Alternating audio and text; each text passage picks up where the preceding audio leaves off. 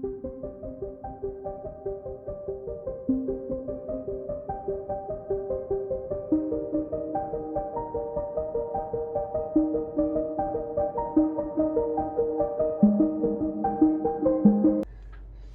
day, everybody. This is Anthony from Sunny Creates. Welcome to my YouTube channel. So, today I hope that you're all well. It is the weekend, it is Sunday, which means that it's another installment of our A to Z times 2. And today we are going to be working on inks.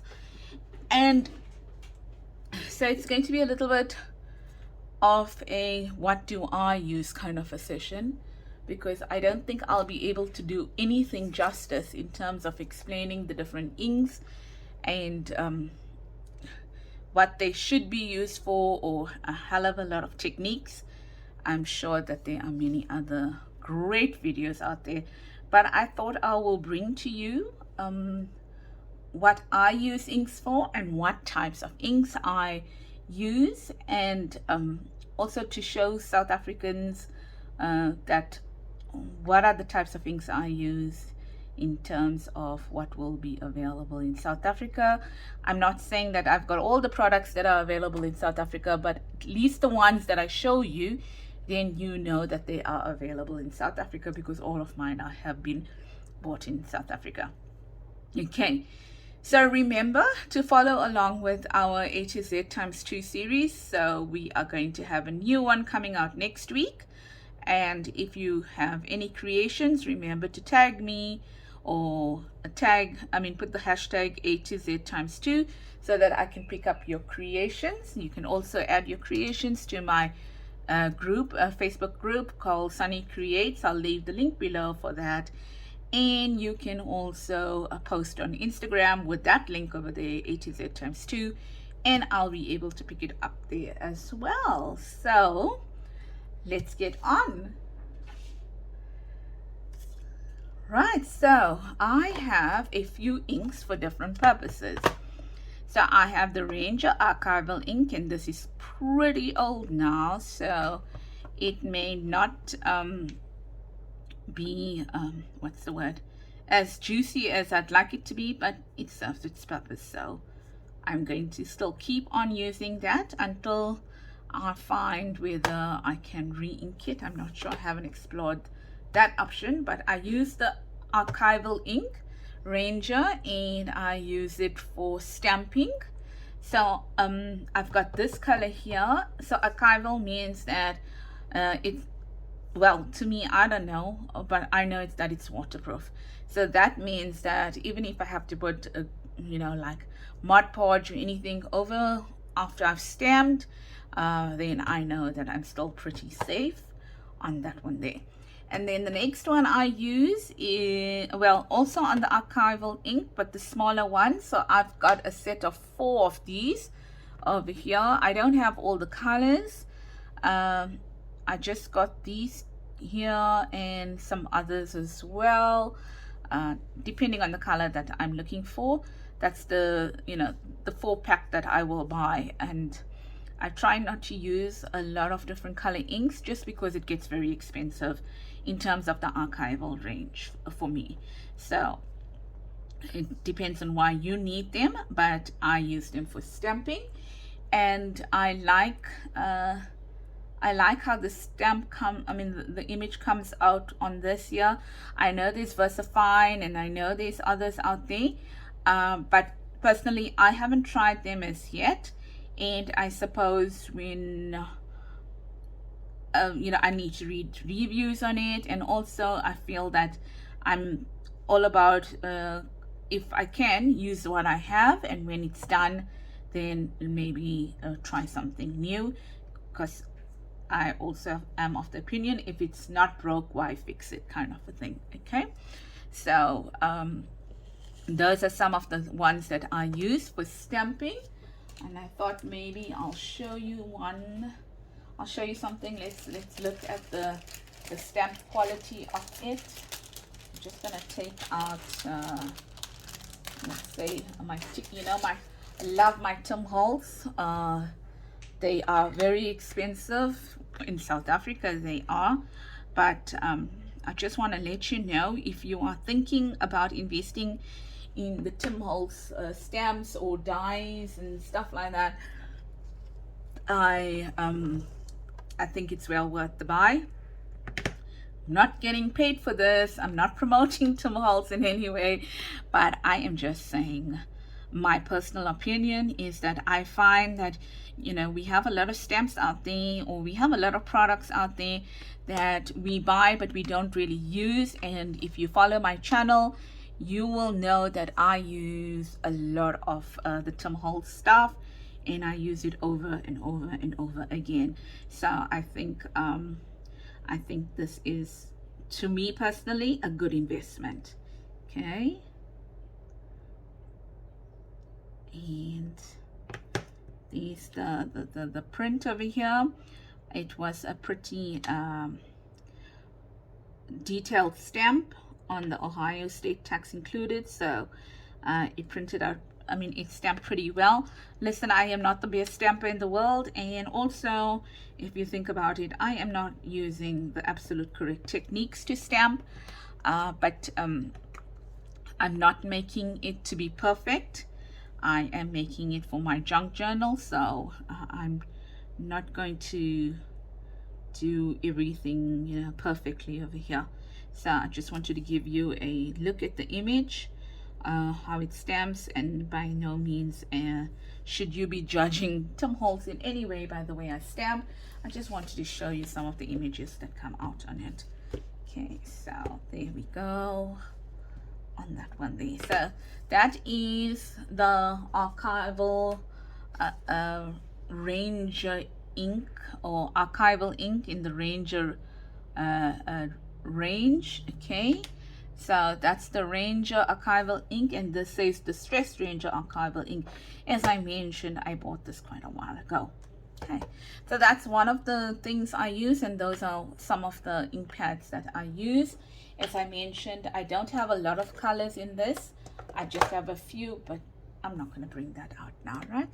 And you will, if you won't see this, but there are certain ink pads and items that I keep on at my desk over here that I use, you know, almost on a regular basis. So I don't put them away, and then whatever project I'm working with, I keep kind of those colors out.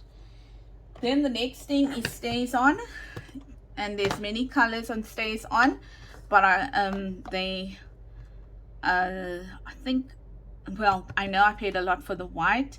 These ones were comparative in prices, but what I like about the Stays On ink is that it works on any surface. Well, it says every surface. So I've tried it on many surfaces so far, and true to its name, it stays on. Okay, and I would use this on particular surfaces. So for example, I would use it on acetate. I've used it on printing on, I think, jewelry. Yes, I've used it to print on metal surfaces for jewelry and stuff like that. This one here, I haven't started using it yet, as you can see, but it comes with the inking solution. I have no idea why it's different from the rest of the Stays On, or I don't know whether I just have something that's different, but there's the inker in cotton white over here.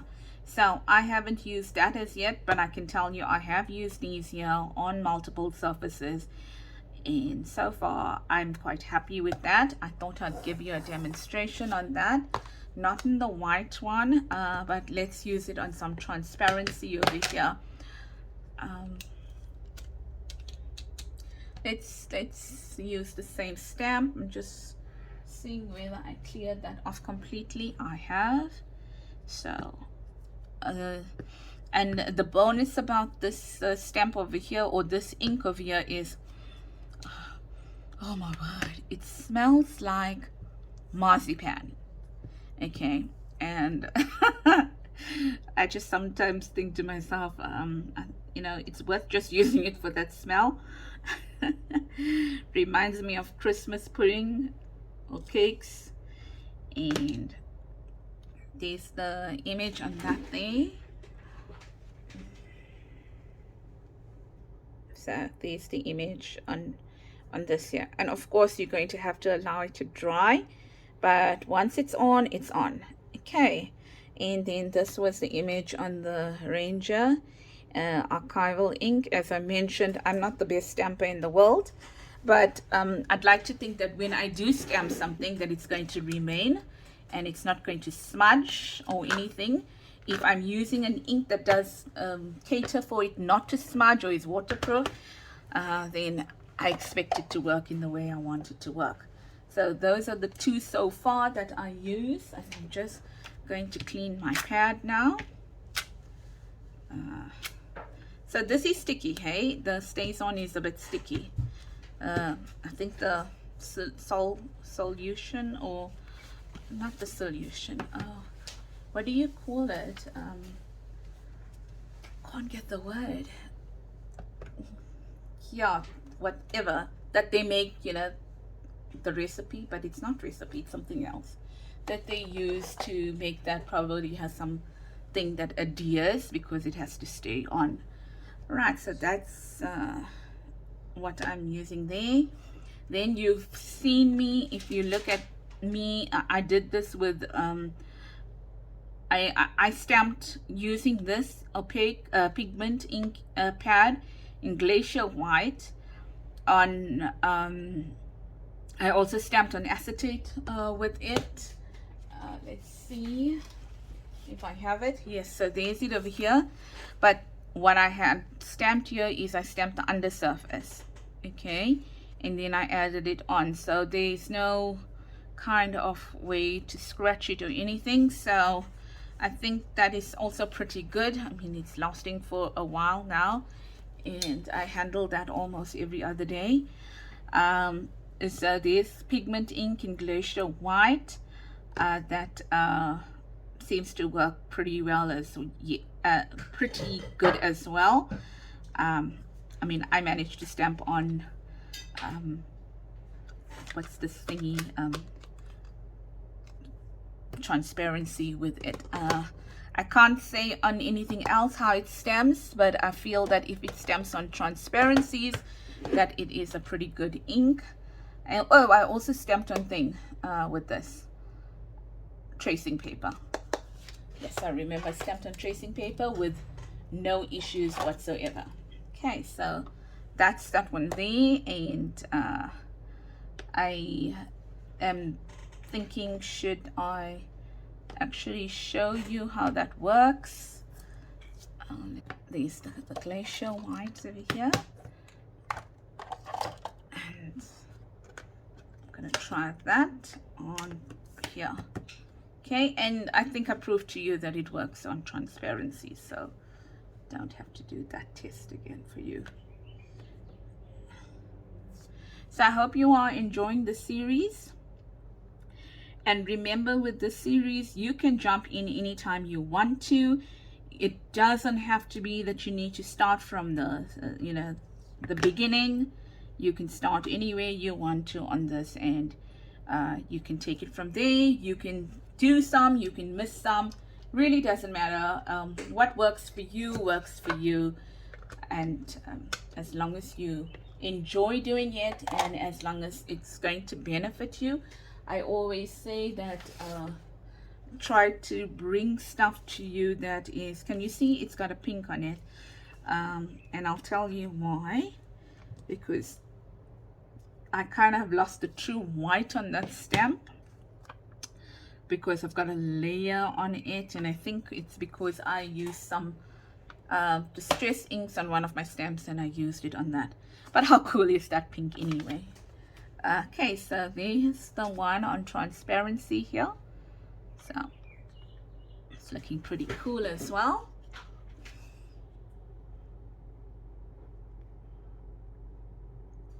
Okay, so that's on transparency. Ah, not on transparency. Oh, forgive me. That's on tracing paper, not on transparency. And that is that one there. Then the other one is also archival pigment ink in Brilliance. I haven't used this as yet. I must admit, you can see it's brand new. So I guess when I want to use it, I will. So that's another one. And then now over to our distress inks and distress oxides. So there's a lot of colors out there for the distress inks and the distress oxides, but yes, you know, maybe you can afford it, maybe you can't. So you got to look at what works for you, and you got to say, right, what is it that I'm going to be using, or what are the colors, if you're on a budget, what are the colors that make the most sense for me to have, or what colors do I use the most in my projects. So if you're someone that likes shabby chic, maybe your pinks, and if you want vintage, maybe your browns, and if you're doing grunge, maybe your darker browns and blacks, and well, you know, it's up to you. So I've got two types of inks here. I've got this artistry ink over here, suitable for different media. Okay, mixed media.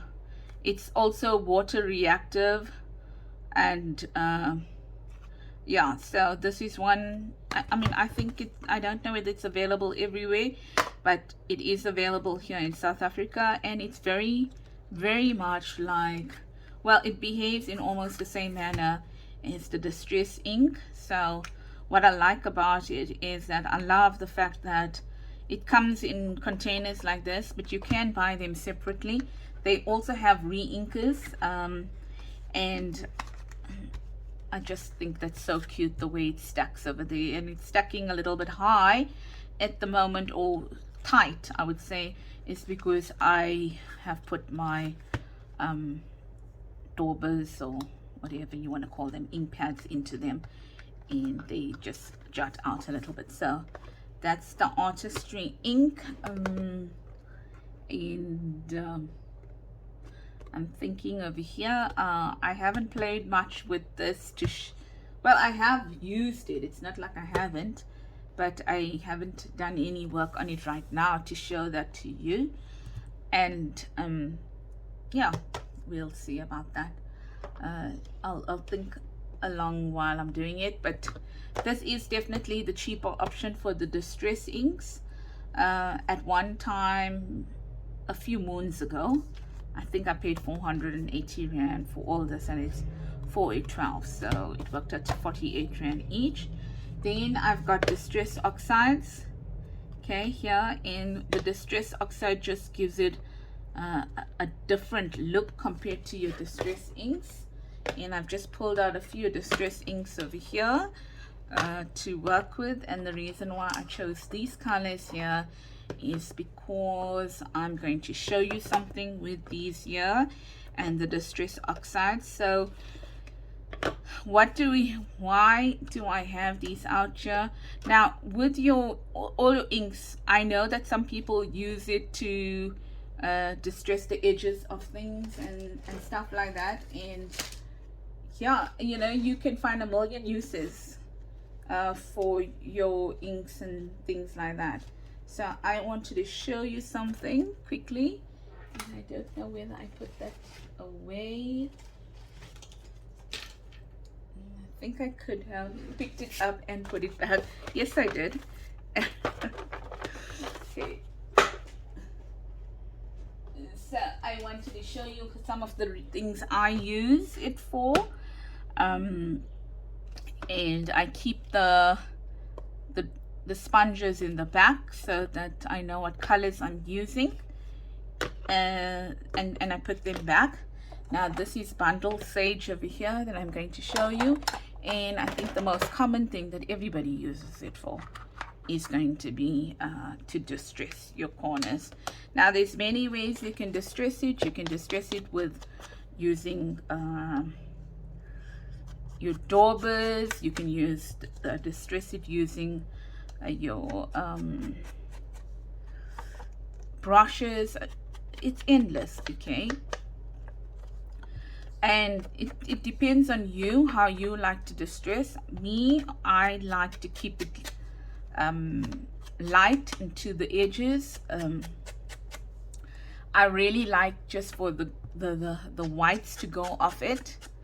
So you will find that when I distress, I don't distress too heavy, but it also depends on your project, I would say, that you are using to distress. Okay, so I'm not going to take you through this and bore you to death, because I'm sure many of you use your distress inks for this purpose over here. So it's nothing new as well. And the reason why I like distress inks, to be very honest with you, is that I found that I can use it for quite a few things, and I am sure that you can teach me, or you can let me know of all the other ways that you use it as well. So that's that. Now you will find that I do a lot of this, and I'm going to take that color there and just move these to the side here. And while we're doing this, ladies and gents, I am almost done with my Fabulous Flowers junk journal. It has taken a very long while, and the reason is try to get videos out, and I also try to, I mean, I work full-time, so I'm making no excuses, but it does take longer than necessary. But I'm hoping to do a flip through of that this week, because I want to start with my excuse me, Bustling Bees kit. Okay, so what am I love using distress inks for, voila, you guessed it, stenciling. I just feel that, wow, I mean, the colors, there's so many colors to use, and it's just, I love it. And this, you know, when you can't say enough about something, you get tongue-tied. So I'm at that point where I'm tongue-tied a bit. So just want to get this paper out so that I try not to mess my mat too much. And I'm just going to move this to that side, and I am just going to stencil on this and show you, not like you don't know, but this is not about teaching you what you don't know. This is showing you, me personally, how I use it. And please, if there are any other ways in which you use it, I'd love to hear about it, because we have the products, and we may find that there are so many uses for it, so many uses that you haven't even thought about. And I just believe that if there are any other uses out there that I can use these for, because you buy these things, so now you kind of buy these things, and then you get so excited when there's more than one use for it, or you find quite a few uses for it. So that's that there. And let's turn it over, and let's do it on this side now as well. Okay, so I always like to take it towards the edge, because I don't like a clean stencil. Here I didn't, but I guess it's okay, because it's gonna, the fold is going to be near there, and I suppose I'll be fine. I don't like that abrupt ending on this. I mean, I kind of like the abrupt ending on the stencil, like it's going off the page kind of a look. So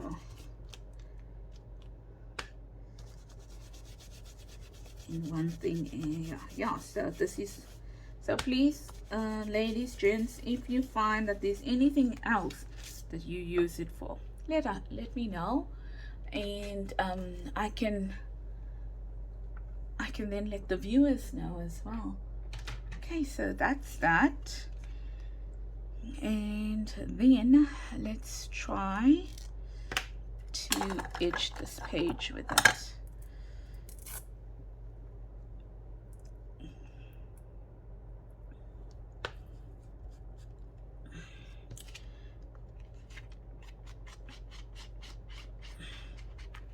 So I just want to do an edging on it. So there's my stenciling with it.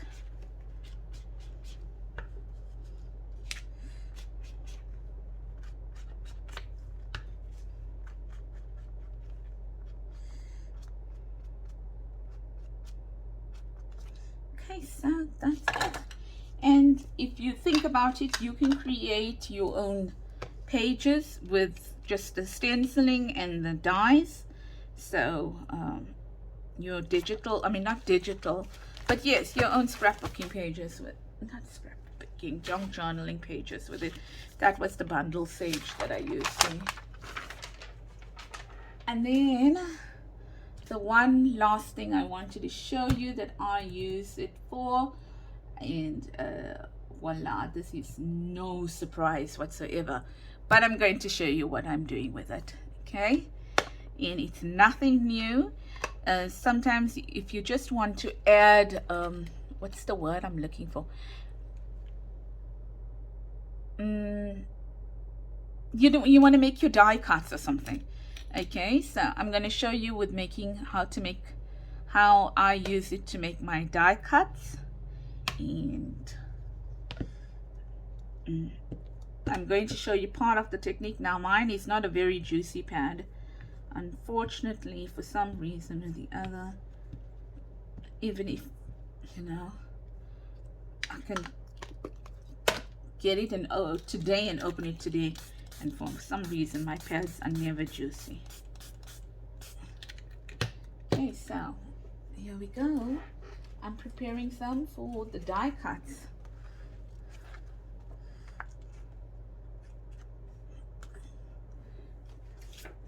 Some pieces for my die cuts.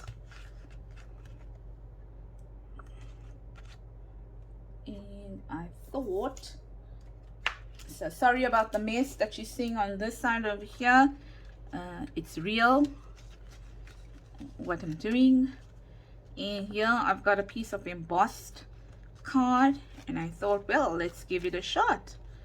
It wasn't prepared now, but hey, let's do this, right? So now let's get a wet wipe and let's clean it out. And I'm going to go in now, and I see how it oh, what's this word, it just fouls over there. So I'm going to go in and I'm going to use my what's this word, the one that dries, heat gun. And I'm going to probably use Shabby Shutters, spun sugar, bundle sage, maybe some festive berries and scattered straw, all in the distress inks, and then I'll come back with the distress oxides and show it to you. Okay, so I am going to put this video on pause, and I'm going to do that. Okay, let's see how we go. Okay, so I am back, and these are almost dry. So it's the first time that I am using an embossed piece of paper and applying the stuff on it, the ink. So I'm going to see how this holds up. But you can also do it the way I'm doing it here and then emboss it. It would probably, I know it will work out better, but I just had this here with me now. So I just picked up that page. So the next color, let's try spun sugar.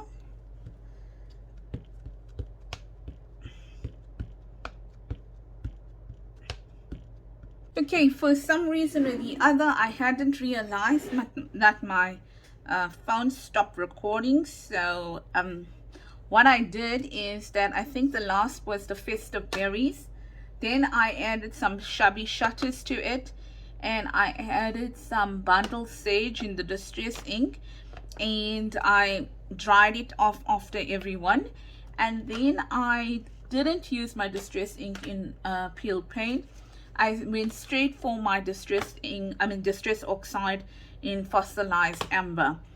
And the warning I can give you about this is that when you're using so many layers of the distress inks or oxide, and you're drying it after every layer, I think it's necessary to give your heat gun a rest. They're little small electrical appliances, and I think you must just be cognizant of that. Mine didn't struggle, but I felt that it was getting a bit warm. hence you know, just putting it out there. But what I did like about this is I love Distress Oxide. It's one of my favorite paints to use, and I just love the effect that it creates. And I'm not sure whether I told you this, but what I like about these projects is that they're so random. You're never going to get something absolutely similar. The colors may be the same, but the effect is never the same. And especially if you're a person that is always very ordered, when you're doing this technique, it's kind of, you give yourself that freedom to know that whatever you're going to get, you are going to accept. So I love that. I love the fact that you already know that this process is going to be random, and whatever the results are, you are going to enjoy it and accept it and embrace it. So that is one. And there's the fossilized amber in the oxide. I'm just loving how this turned out. And there's another card, same colors in it, but can you see? Totally different effects. And there's the embossed one. No, not for me. Okay, but I think what I'm going to do with the embossed one, let's see. And gosh, I've got some nice effects, sound effects. Where's my brush? Did I put my brush away? Let's see. Okay, so I am back and I have no idea where I left my brush. Absolutely no clue whatsoever. So what I'm going to do is I am going to take some bundle sage. So I'm looking for my pink brush, and it seems to believe that it has worked for today and that it is going to take the rest of the day off. So that is how it is. So let's see if this makes any difference.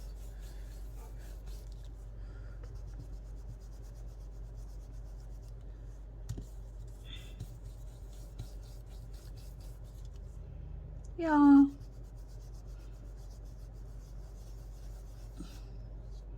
To get this brush fired up. So it's not one I use all the time. Not this color, well.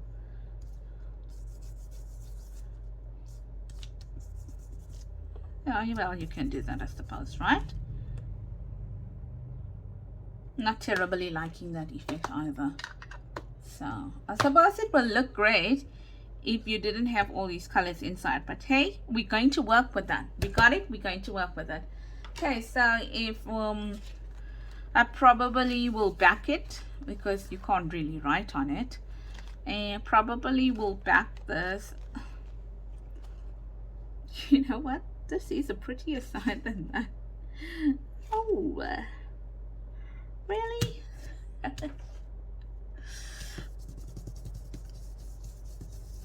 Yeah.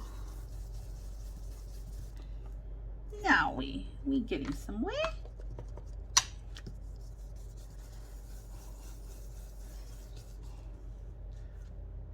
Yes, silly me, because there's more raised texture on this side, and you probably would have got a better image. Okay, so don't be silly like me and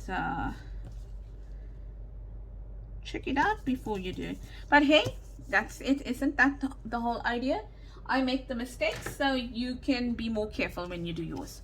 So now what I'm going to do is I'm going to take these here, and then I am going to what's the word I'm looking for, pass them through the die machine so we can get some die cuts which we can use in our journal. So let me do that quickly and I'll get back to you.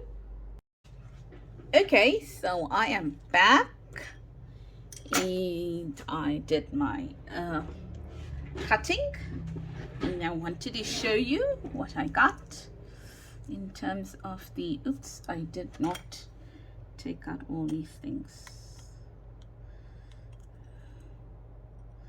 So I have this. I just use it to remove all the pieces of the stuff from within it. And yes, so I got this.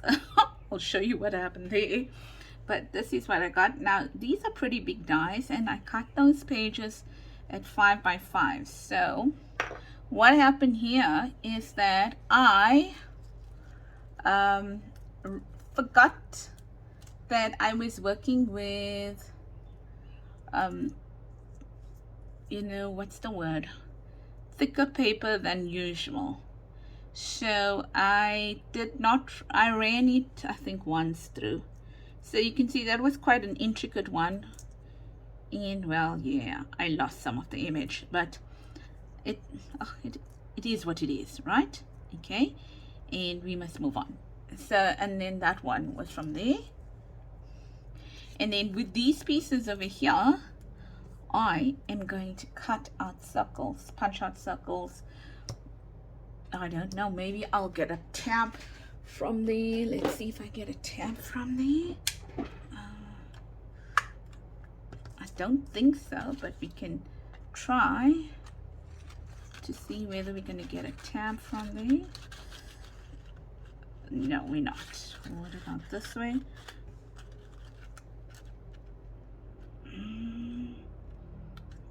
No, we're not. Okay, but just so that you know that you can use these pages, yeah, now for cutting out circles and stuff like that, or punching out circles rather, from these pieces over here that you have. So let me show you what I got. How pretty is that? Oh, my hands. But you know what happens when you're working with inks, eh? That's one. That's the other.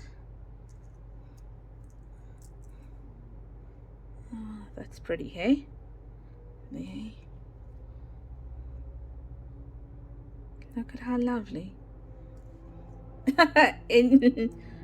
and we'll find something to put on that one. So I think that was it for today. This one here, we are going to make a journal card out of it. So I'm going to back it up. I'll decide which side to use. I'm going to back it up with some coffee dyed paper, and I'm going to use it, and I'm going to punch out some circles on that one over there. So you'll probably see these creations in my Fabulous Flowers journal in the flip through, because it's almost done. Okay, so what did we work on today? We worked on inks, which was week 9, and the last of the February one. And I will be posting on my Facebook group, Sunny Creates Junk Journals, the one for March going forward. And I do hope that you like this. I do hope that you will follow along with the series over here and post your creations. Let me know about it using hashtag A to Z times 2. We've done up until A to H before this, in the weeks preceding this. And if you like this type of video and you feel that you could benefit, or you just like watching these types of videos, and if you're not a subscriber, please consider subscribing to my YouTube channel. Give this a thumbs up if you like the content, and don't forget to follow me on my Facebook page, Sunny Creates Junk Journals, on Instagram, Sunny Creates, and on my Etsy store at the moment we are running a sale. And I think next week I'm going to be starting with my Bustling Bees junk journal kit, and the Bustling Bees DigiKit is on Etsy at the moment on a special. Thanks so much, everybody. Take care. Have an awesome Sunday. I see the weather has changed here. Looks like we're going to have some rain, and that's fantastic. I don't have to water the plants. And have a blessed day from me at Santhony. It's for Sunny Creates. Ta-ta.